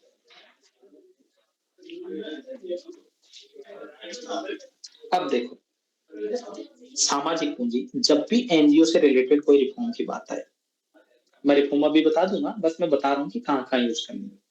अब ऐसे चलेंगे, क्योंकि जब भी मैं बात करता हूँ ना ऐसे एक साथ करता हूँ तो कॉम्प्लेक्स हो जाता है कि कहाँ यूज करना है।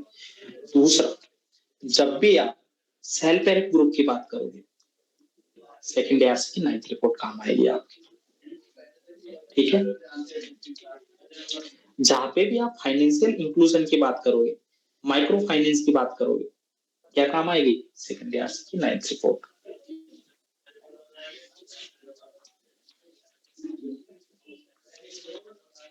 अब इसमें खुद के वो कुदुमसरी हो गया, वो सारी चीजें इसमें दी हुई है, मायराड़ा कुदुमसरी, ये सारी चीजें इसमें दी हुई है। ठीक है, इसके अलावा और कुछ है? बस इतना ही है। ठीक है, फाइनेंशियल इंक्लूजन तो हो गया, बस इसमें क्या कहा है, माइक्रो फाइनेंस को बढ़ावा दो, ये सारी चीजें मैं वो सारी चीजें करवा रहा हूँ अभी ना। बस इन चीजों के बारे में, सॉरी दबाव समूह,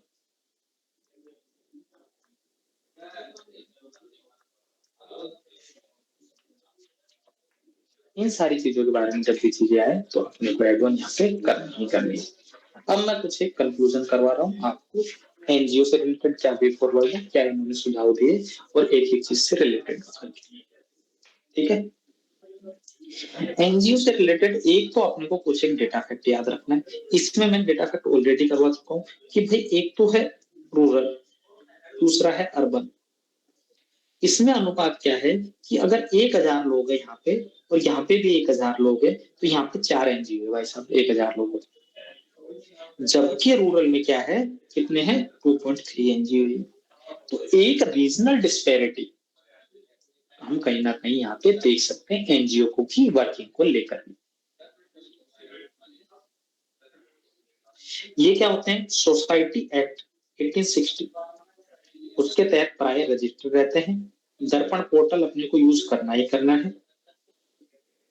ठीक है, और कुछ एक ना अपने को क्या करना है कि भाई आपको एनजीओ का नाम याद रखना है।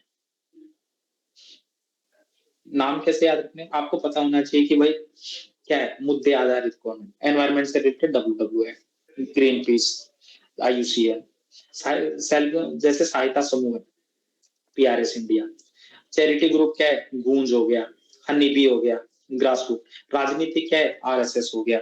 ये क्या है? एनजीओ। ये तरीके से एक एनजीओ दबाव समूह हो सकता है क्या? ठीक है, इसके अलावा आजीविका की सुरक्षा से रिलेटेड कुदमश्री हो गया, सेवा हो गया, वंचित वर्गों के लिए क्या है, नाज फाउंडेशन है, संभावना एनजीओ। तो ये सारे एनजीओ का एक बार एग्जांपल ध्यान रखना, different areas different example. Second year भी इनके नामांकन करती है, मैंने थोड़े से मॉडिफिकेशन के साथ इनके नाम बता दिए। दिक्कत क्या है कि भाई जो वेस्टर्न कंट्रीज उन खेतों को साधते हैं, जो शहरी अभी जाते थे उससे ज्यादा जुड़े हुए हैं, विकासात्मक कार्यों में बाधा बनाते हैं, जैसे ग्रीन पीस वाला। तो बेसिक चीजें तो वो आपने पढ़ रखी है, वो मैंने डिस्कस करा। ठीक है, एनजीओ के अगर मैं बात करूं तो इसके लिए कौन सा कानून ला रखा है? FCRA। ठीक है, FCRA कानून में अभी हाल ही में संशोधन आया, तो उसको ध्यान रखना। बाकी तो सारी चीजें यही है कि 2010 से 2019 के बीच 19,000 एनजीओ उन्होंने रद्द कर दिए थे। बस इतना ही है, इसके अलावा कुछ नहीं। अब एनजीओ क्या काम कर सकते हैं, ऑलरेडी मैं एक लाइन बता चुका हूँ, तो वही यूज करनी की एनजीओ। एनजीओ का क्वेश्चन है तो भी अपना कंक्लूजन वही रहेगा कि सेकंड आरसी की जो 9th रिपोर्ट है, कौन सी है, सामाजिक पूंजी साझी नीति, उसमें सेकंड आरसी कहती है कि भाई सिविल सोसाइटी और जो सिविल सेवक है, दोनों मिलके अगर काम करेंगे तो हम एक बेटर गवर्नेंस का निर्माण कर पाएंगे, तो सिटीजन सेंट्रिक अप्रोच पे काम करेगी। बस हो गया। एनजीओ क्या है, सिविल सोसाइटी का तो पार्ट, हर जगह काम आएगा, सेल्फ हेल्प ग्रुप वही काम आएगा। बस आपको डिफरेंट जगह पे डिफरेंट चीजें यूज करनी है। आई होप की चीजें क्लियर हो, है ना? अब दबाव समूह, आपको पता है कि दबाव समूह क्या होते हैं क्या नहीं होते, मैं इसके बारे में कुछ नहीं बता रहा। बस इससे रिलेटेड जो भी वे फॉरवर्ड है आप सेकंड ईयर के 10th रिपोर्ट को काम में ले सकते हो। ठीक है, सेल्फ हेल्प ग्रुप से रिलेटेड अगर कुछ चीजें हैं तो वो मैं आपको कंक्लूजन के लिए बता देता हूँ।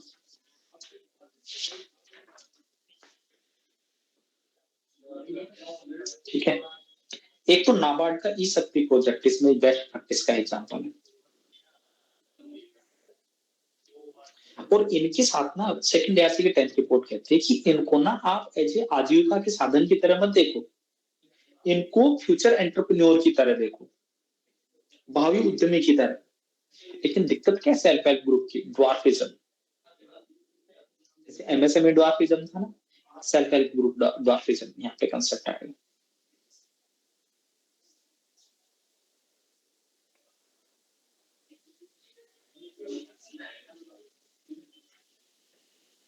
और सबसे बड़ा जो सर्वे बताया ना कि अगर गरीबी निवारण में अगर किसी ने काम किया है ना तो वो है सेल्फ हेल्प ग्रुप। इसका एक डेटा ना मैं आपको करवाऊंगा, अभी तो है नहीं शायद, लेकिन मैं फ्यूचर में डेटा करवा दूंगा। लेकिन दिक्कत क्या है सेल्फ हेल्प ग्रुप की? कुछ एक चीजें ना मैं सेल्फ हेल्प ग्रुप के बारे में लिख लो, अगर कुछ चीजें मेरे को लगती है जो।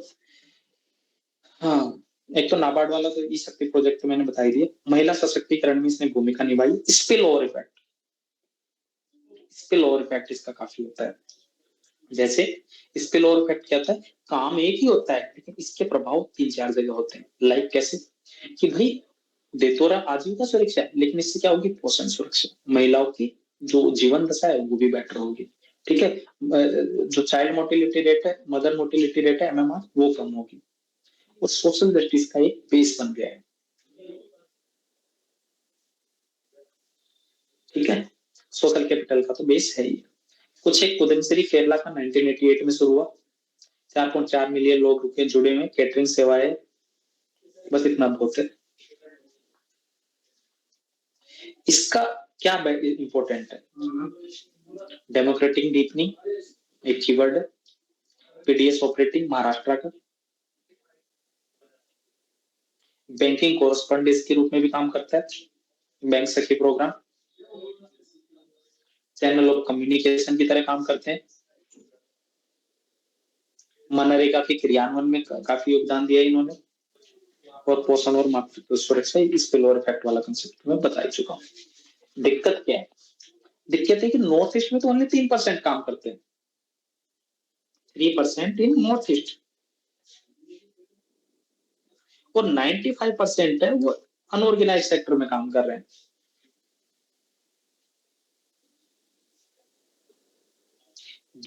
तीसरी दिक्कत क्या? नॉलेज गैप है। वही एचडीएफएल आईटी है,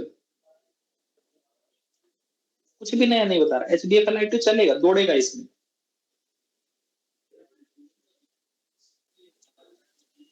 अब इसके लिए ना एक तो सेकंड ईयर की 9th रिपोर्ट हो गई। इसके लिए 2 रिपोर्ट हो रहे। एक तो है सी रंगराजन रिपोर्ट।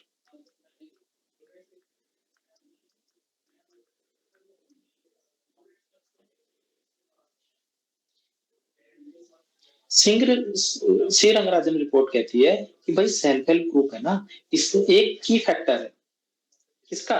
वित्तीय समावेश, फाइनेंशियल इंक्लूजन का।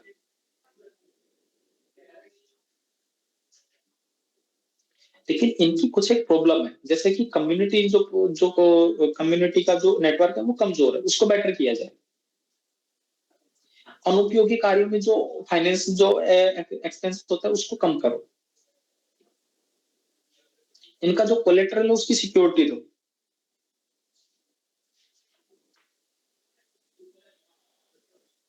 अब इसके प्रोग्राम तो आपको पता ही है, लिज्जत पापड़, आशीर्वाद आटा, ये सारे इसी के एग्जाम्पल।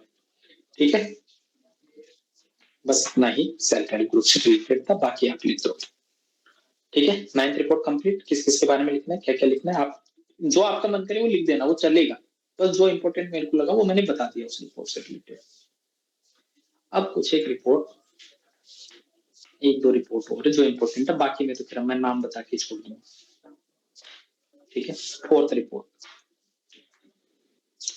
कुछ बताते नहीं ना, कुछ नहीं था। अब ज्यादा टाइम नहीं लगेगा, जो इंपॉर्टेंट था ना वो चली गई। 4th रिपोर्ट,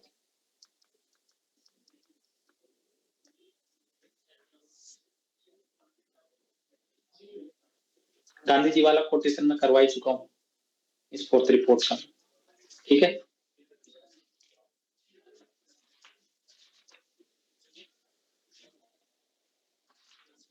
और चीजें क्या थी? लोक सेवा में नैतिकता से संबंधित आपको पता ही है। इसमें कोड ऑफ कंडक्ट की अगर बात करूं, कोड ऑफ इथिक्स की बात करो, तो ये इसमें बात कही गई है इनके बारे में। Ethics in public life, Nolan committee की भी इसमें बात की गई है। नोलान कमेटी पता है ना आपको? ये वैल्यू अपने अनुसार देख लेना।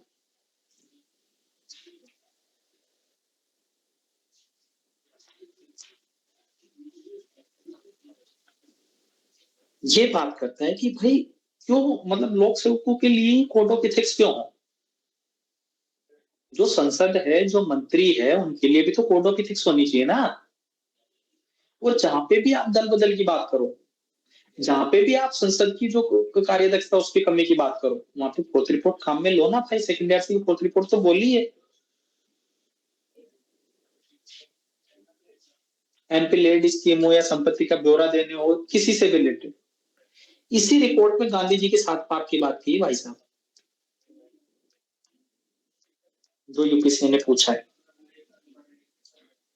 अब वो पता ही होगा, बिना सिद्धांत के राजनीति, बिना काम के धन, बिना अंतःकरण के आराम, बिना चरित्र के ज्ञान, बिना नैतिकता के व्यापार, और बिना बलिदान के पूजा, बिना मानवता के विज्ञान, और बिना ज्ञान के पढ़ाना, जो कि मैं कर रहा हूँ। ये नहीं है बस, ठीक है। एक इन्होंने कीवर्ड किया है, यूज किया है, द क्रेडिबिलिटी ऑफ प्रोफेशन। ये कीवर्ड काम आएगा अपनी, जहां पे भी आप सिविल सर्वेंट के लिए काम बात करोगे तो क्रेडिबिलिटी ऑफ प्रोफेशन की बात है वहां पे। Why you want to civil servant? Profession की क्रेडिबिलिटी। राजनीति का प्राधिकरण क्या दिक्कत है कि भाई क्रेडिबिलिटी नहीं है, कोई जाना ही नहीं चाहता। क्यों नहीं जाना चाहते आप राजनीति? द प्रोफेशन ऑफ क्रेडिबिलिटी, ठीक है। ये ओनली मंत्रियों की तो बात, ये मंत्री में मतलब विधायिका, न्यायपालिका, इसमें भी कोड ऑफ एथिक्स और कोड ऑफ कंडक्ट की बात करती है fourth report, not only fair और civil servant.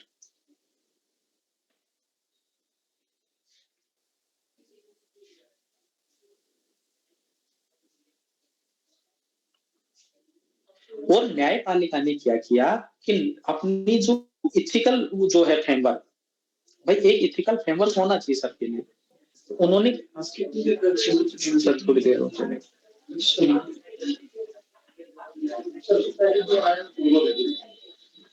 Ethical framework for the judiciary, उसमें क्या किया? Restraint of value of judicial life, न्यायिक जीवन के मूल्यों का पुनर्कथन 1997 में एक फ्रेमवर्क लाया। किसके लिए? न्यायिक, उसके लिए, न्यायालय के लिए। उसमें उन्होंने कहा कि इसकी सूचना दोगे, तुमने कितना भ्रष्टाचार किया है, कितना पैसा है तुम्हारे पास, वो सारी चीजें उसमें थी, ठीक है, 1997। तो ये क्या कर सकते कि ऐसा ही कानून किसके लिए लाया जा सकता है?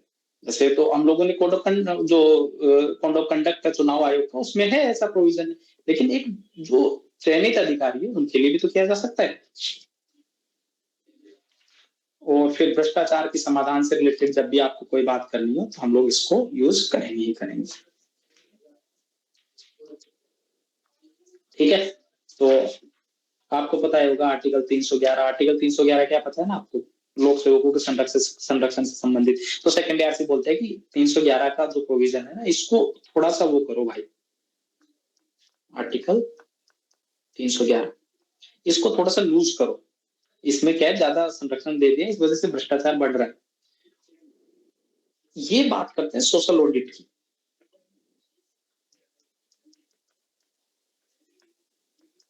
सेकंड ईयर की फोर्थ रिपोर्ट, पता है ना सोशल ऑडिट क्या है?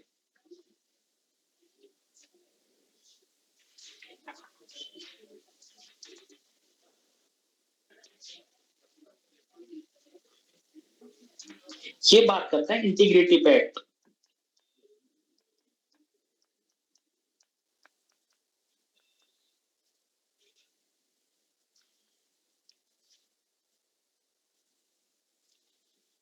पॉजिटिव साइलेंस की भी मना करता है कि भाई आपको साइलेंस क्यों रहना है? भाई आपको पता है कि भ्रष्टाचार हो रहा है, वो नेगेटिव साइलेंस।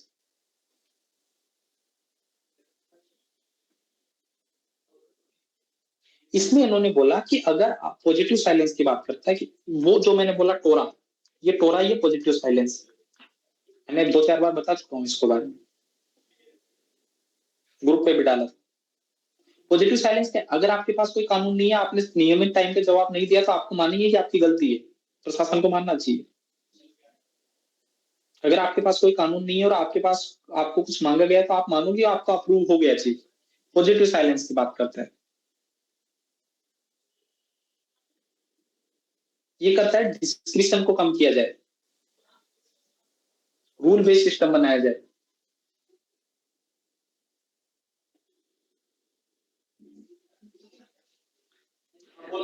सर पे बैठा दो मेरे पे। नहीं आप ही बोल रहे कितने लोग हैं?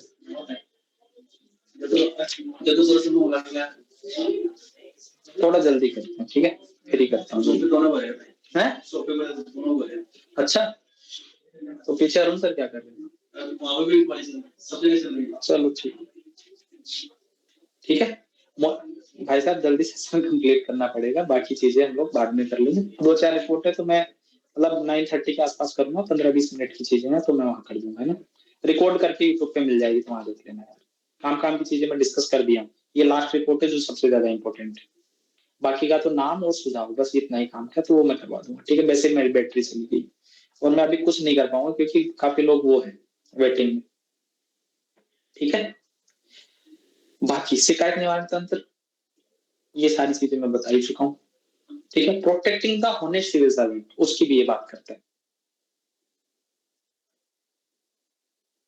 प्रोएक्टिव विजिलेंस ऑन करप्शन की बात करते हैं, और ऑडिट की तो बात कर ही ली है ना।